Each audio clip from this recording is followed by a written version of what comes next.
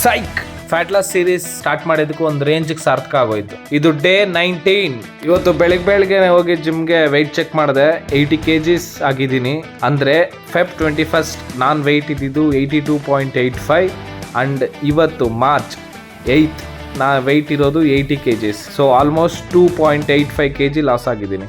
So ಇದೇ ಜೋಶಲ್ಲಿ electrolytes ಕುಡ್ಕೊಂಡು workout start ಮಾಡಿದೆ. ಇವತ್ತಿದ್ದು ಚೆಸ್ಟ್ ಆ್ಯಂಡ್ ಟ್ರೈಸಿಪ್ಸ್.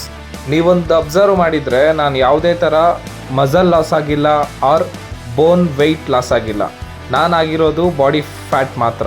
ಸೊ ಅದಕ್ಕೆ ನನ್ನ ಡಯಟ್ ಕೂಡ ಪ್ಲ್ಯಾನ್ ಆಗಿರೋದು ಫ್ಯಾಟ್ ಲಾಸ್ಗೆ ಮಾತ್ರ.